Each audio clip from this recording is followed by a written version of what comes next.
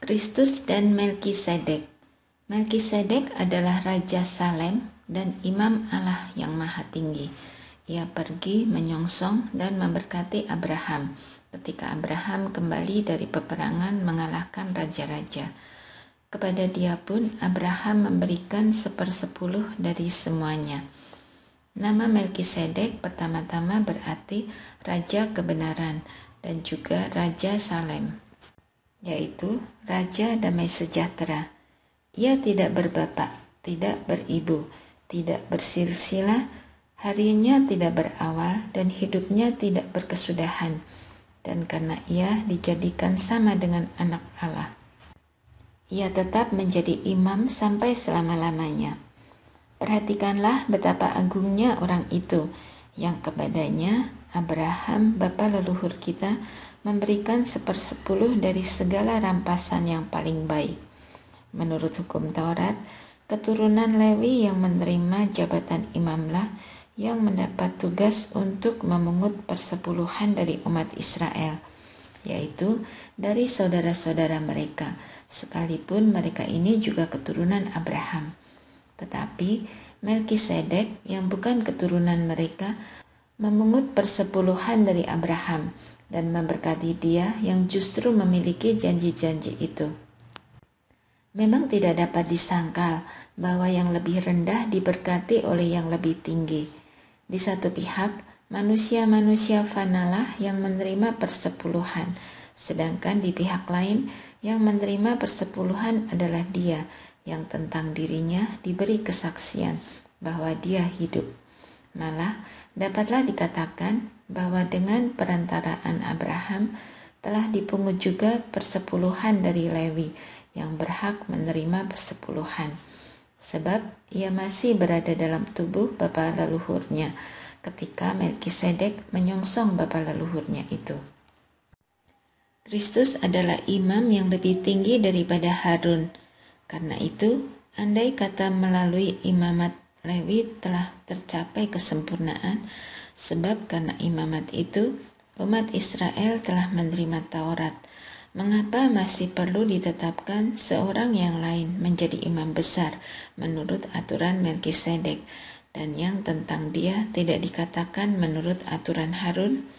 Sebab jikalau imamat berubah, dengan sendirinya berubah pula hukum Taurat itu.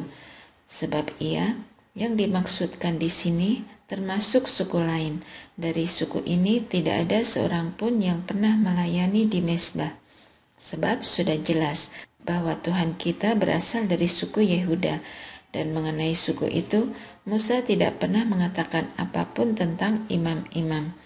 Hal itu jauh lebih nyata lagi jikalau ditetapkan seorang imam lain seperti Melkisedek, yang menjadi imam bukan berdasarkan peraturan-peraturan manusiawi, tetapi berdasarkan kuasa hidup yang tidak dapat binasa. Sebab tentang dia diberi kesaksian, engkaulah imam untuk selama-lamanya menurut aturan Melkisedek. Di satu sisi, suatu hukum yang dikeluarkan dahulu dibatalkan karena hukum itu tidak mempunyai kekuatan dan tidak berguna, sebab hukum Taurat sama sekali tidak membawa kesempurnaan. Di sisi lain, diperkenalkan suatu pengharapan yang lebih baik yang mendekatkan kita kepada Allah. Hal ini tidak terjadi tanpa sumpah. Memang, yang lain telah menjadi imam tanpa sumpah, tetapi yang satu ini dengan sumpah, karena dia yang berfirman kepadanya, Tuhan telah bersumpah dan ia tidak akan menyesal. Engkaulah imam untuk selama-lamanya. Itulah sebabnya Yesus telah menjadi jaminan dari suatu perjanjian yang lebih baik. Banyak jumlah mereka yang telah menjadi imam, karena akibat maut mereka dicegah untuk tetap menjabat imam. Namun karena ia tetap selama-lamanya, imamatnya tidak dapat beralih kepada orang lain. Karena itu, ia sanggup juga menyelamatkan dengan sempurna semua orang yang melalui dia datang kepada Allah, sebab ia hidup senantiasa untuk menjadi pengantara mereka. Sebab Imam besar yang demikianlah yang kita perlukan, yaitu yang saleh, tanpa salah, tidak cemar, terpisah dari orang-orang berdosa, dan lebih tinggi daripada tingkat-tingkat surga. Ia tidak seperti imam-imam besar itu yang setiap hari harus mempersembahkan kurban untuk dosanya sendiri, dan sesudah itu barulah untuk dosa-dosa umat. Sebab hal itu telah dilakukannya satu kali untuk selama-lamanya, ketika ia mempersembahkan dirinya sendiri. Sebab hukum Taurat menetapkan orang-orang yang diliputi kelemahan menjadi imam besar. Tetapi sumpah yang diucapkan sesudah hukum Taurat menetapkan anak yang telah dijadikan sempurna sampai selama-lamanya. Imam besar perjanjian baru. Inti semua yang kita bicarakan itu ialah kita mempunyai imam besar yang demikian, yang duduk di sebelah kanan tahta yang maha besar di surga dan melayani ibadah di tempat kudus, yaitu di dalam kemah sejati yang didirikan oleh Tuhan dan bukan oleh manusia. Sebab setiap imam besar ditetapkan untuk membawa persembahan dan kurban. Karena itu, imam besar itu perlu mempunyai sesuatu untuk dipersembahkan. Sekiranya ia berada di bumi ini, ia sama sekali tidak akan menjadi imam, karena di sini telah ada orang-orang yang membawa persembahan menurut hukum Taurat. Mereka melayani dalam kemah yang menjadi lambang dan bayangan dari apa yang ada di surga, sama seperti yang diberitahukan kepada Musa ketika ia hendak mendirikan kemah. Perhatikanlah, demikian firman-Nya, bahwa engkau harus membuat semuanya itu menurut pola yang telah ditunjukkan kepadamu di atas gunung itu. Namun, sekarang ia telah mendapat pelayanan yang jauh lebih agung, karena ia menjadi pengantara dari perjanjian yang lebih mulia, yang didasarkan atas janji-janji yang lebih mulia pula. Sebab sekiranya perjanjian yang pertama itu tidak bercacat, tidak akan dicari lagi tempat untuk yang kedua. Sebab ia menegur mereka ketika ia berkata, sesungguhnya akan datang waktunya, demikianlah firman Tuhan, aku akan mengadakan perjanjian baru dengan kaum Israel dan dengan kaum Yehuda, bukan seperti perjanjian yang telah kuadakan dengan nenek moyang mereka pada waktu aku memegang tangan mereka untuk membawa mereka keluar dari tanah Mesir, sebab mereka tidak setia kepada perjanjianku, dan aku mengabaikan mereka. Demikian firman Tuhan. Inilah perjanjian yang akan kuadakan dengan kaum Israel sesudah waktu itu. Demikianlah firman Tuhan. Aku akan menaruh hukumku dalam akal budi mereka, dan menuliskannya dalam hati mereka. Maka aku akan menjadi Allah mereka, dan mereka akan menjadi umatku. Dan mereka tidak akan mengajar lagi sesama warganya atau sesama saudaranya dengan mengatakan, kenalah Tuhan. Sebab mereka semua, besar kecil, akan mengenal aku. Sebab aku akan menaruh belas kasihan terhadap kesalahan mereka, dan tidak lagi mengingat dosa-dosa mereka. Ketika ia berkata-kata tentang perjanjian yang baru, ia menyatakan yang pertama sebagai perjanjian yang telah menjadi tua. Apa yang telah menjadi tua dan usang akan segera lenyap.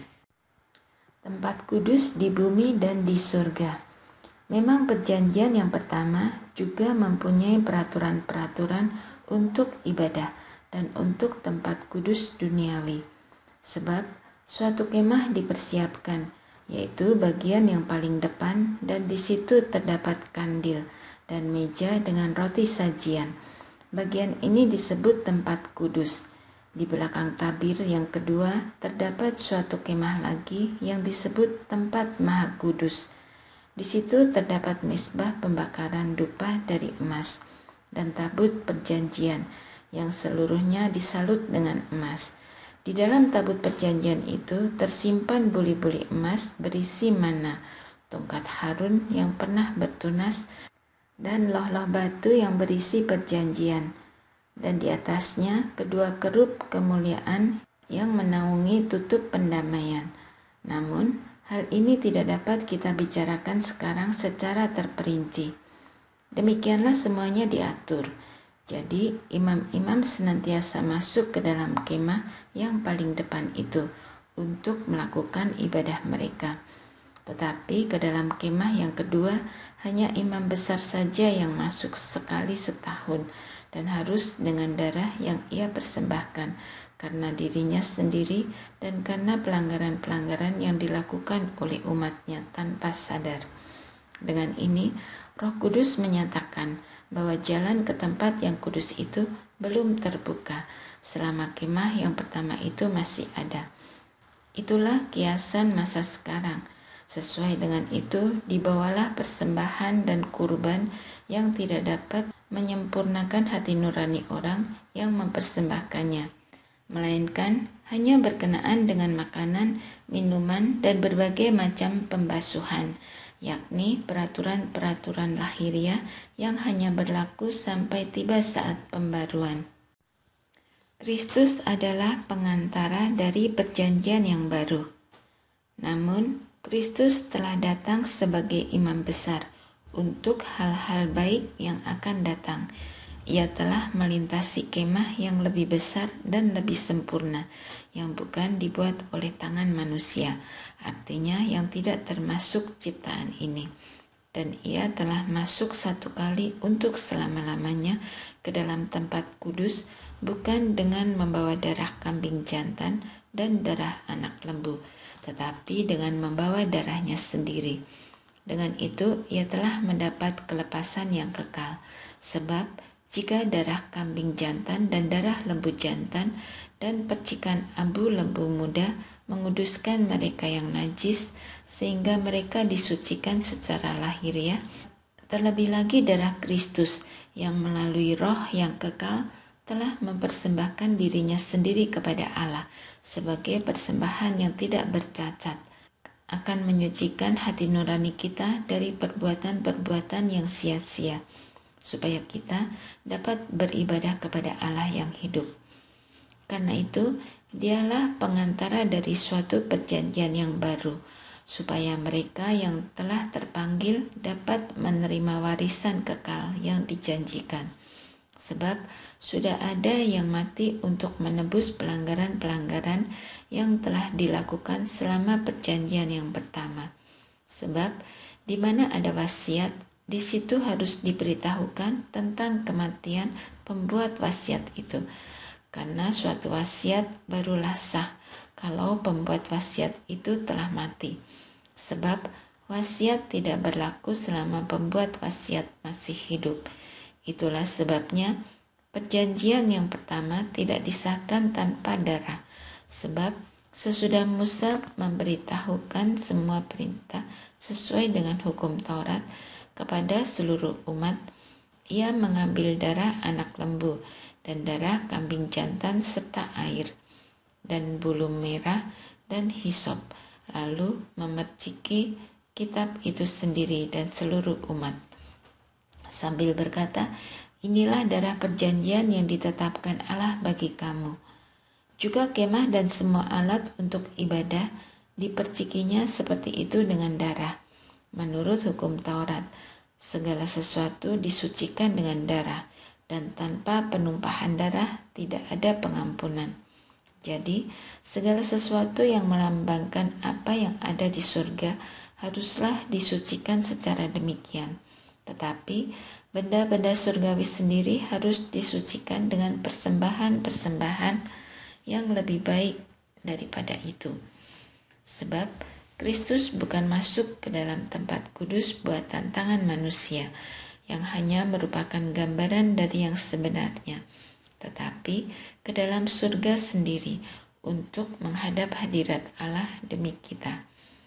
Ia bukan masuk untuk mempersembahkan dirinya sendiri berulang-ulang, sebagaimana imam besar setiap tahun masuk ke dalam tempat kudus dengan darah yang bukan darahnya sendiri. Sebab jika demikian, ia harus berulang-ulang menderita sejak dunia ini dijadikan. Namun, sekarang ia hanya satu kali saja telah menyatakan dirinya pada zaman akhir untuk menghapuskan dosa dengan kurban dirinya. Sama seperti manusia, ditetapkan untuk mati hanya satu kali saja dan sesudah itu dihakimi. Demikian pula, Kristus hanya satu kali saja dipersembahkan untuk menanggung dosa banyak orang. Sesudah itu, ia akan menyatakan dirinya untuk kedua kalinya, bukan untuk menanggung dosa, tetapi untuk menganugerahkan keselamatan kepada mereka yang menantikan Dia. Persembahan yang sempurna. Di dalam hukum Taurat, hanya terdapat bayangan saja dari hal-hal baik yang akan datang, dan bukan wujud dari hal-hal tersebut. Karena itu, dengan kurban yang sama, yang setiap tahun terus-menerus dipersembahkan, hukum Taurat tidak mungkin menyempurnakan mereka yang datang beribadah.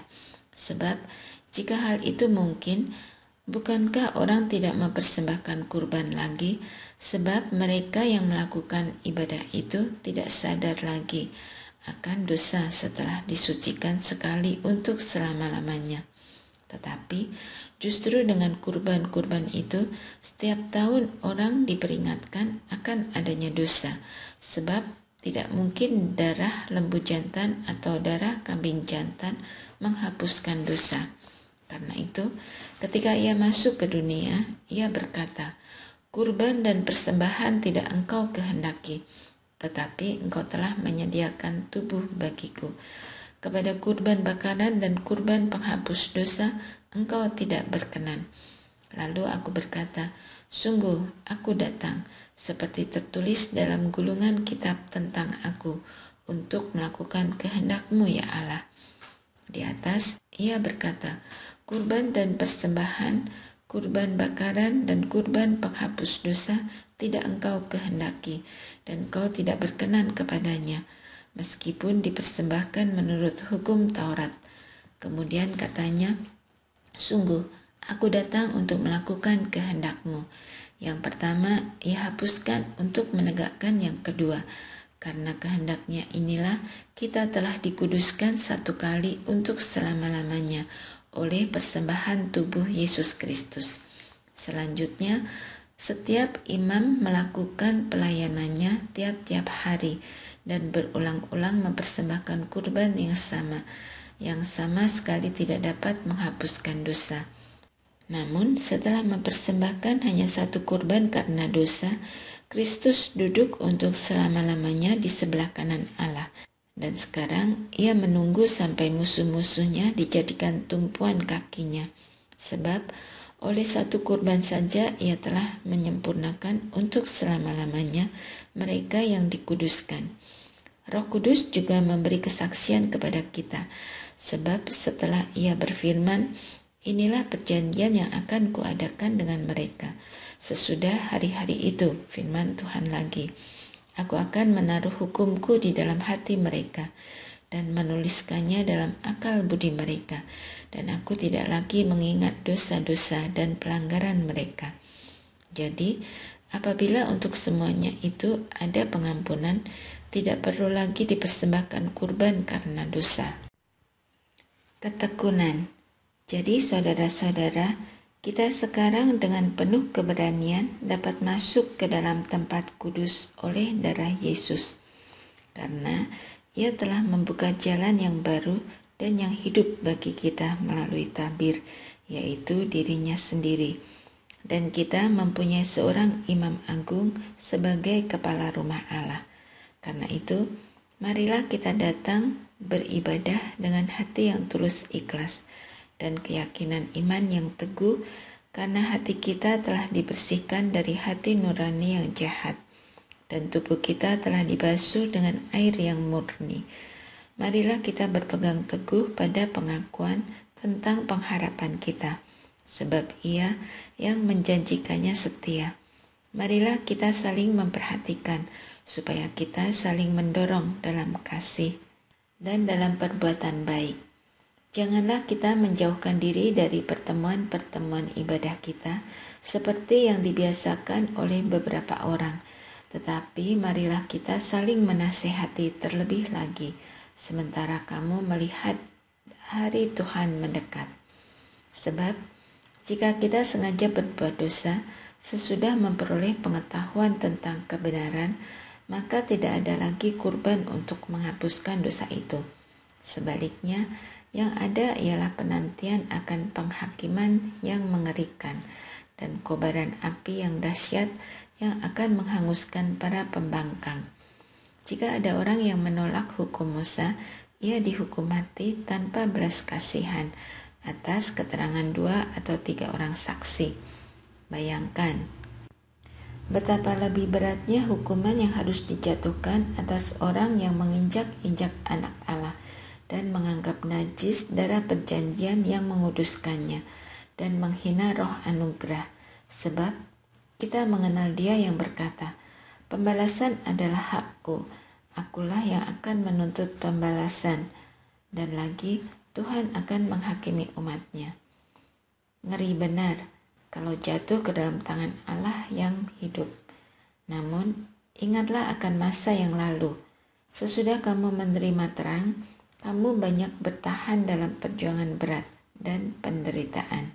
Baik waktu kamu dijadikan tontonan dengan mengalami cercaan dan penderitaan, maupun waktu kamu mengambil bagian dalam penderitaan mereka yang diperlakukan demikian. Memang kamu telah turut merasakan penderitaan orang-orang hukuman, dan ketika hartamu dirampas, kamu menerima hal itu dengan sukacita.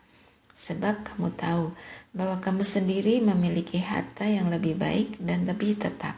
Sebab itu, janganlah melepaskan kepercayaanmu, karena besar upah yang menantinya. Sebab kamu memerlukan ketekunan, supaya sesudah kamu melakukan kehendak Allah, kamu memperoleh apa yang dijanjikan itu. Sebab sedikit, bahkan sangat sedikit waktu lagi, dan Ia yang datang akan tiba dan tidak akan menangguhkan kedatangannya. Namun, orangku yang benar akan hidup oleh iman, dan apabila ia mengundurkan diri, aku tidak berkenan kepadanya. Namun, kita bukanlah orang-orang yang mengundurkan diri dan binasa, tetapi orang-orang yang percaya dan beroleh hidup.